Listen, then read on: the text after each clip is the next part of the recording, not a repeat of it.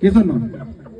যারা বেকার পড়ে আছে, বিনা কাজের লোক আছে, ওদেরকে নিয়ে ভেবে আমাদের কি লাভ? নেগেটিভ বলতে থাকো না বস, তুমি কি বলো বলো, আমি তো ফায়ার করবো। দেখবে সোশ্যাল মিডিয়ায় হাজারো রোস্ট, হাজারো বাজে কথা আমাকে নিয়ে হয়। তারা কিছু করতে পেরেছে? আমার কিচ্ছু করতে পারবে না। আজকে বলবো না খারাপ, বলবে। 100% ভালো হওয়া যায় না বস, 100% ভালো হওয়া যায় না। একজন হলো হেটার্স থাকবে। সো একটা জীবনে যখন কেউ কোনো কিছু করবে না, অনেকে নেগেটিভ কথা বলবে। প্রত্যেকটা মানুষের জীবন একবার যে নেগেটিভ কথা বলবে তারও হেটার আছে।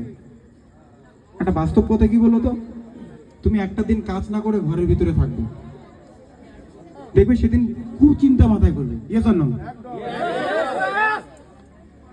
তার মানে কি, কাজ না থাকলে কুচিন্তা মাথায় করে।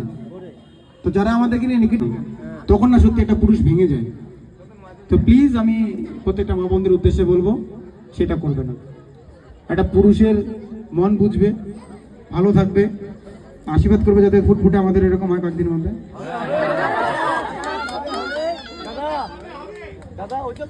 আমি সবশেষে একটা কথা বলি, দেখো বস,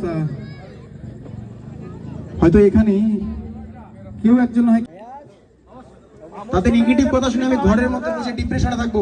নো ব্রো, কেউ আমাকে সাপড়ি বললো, কেউ আমাকে ফালতু বললো, কেউ আমাকে বোকা বললো, কেউ আমাকে ছাগল বললো, পাগল বললো, নো ইস্যু বস। আমি প্রমাণ করে দেখাবো যে আমি পাগল নই।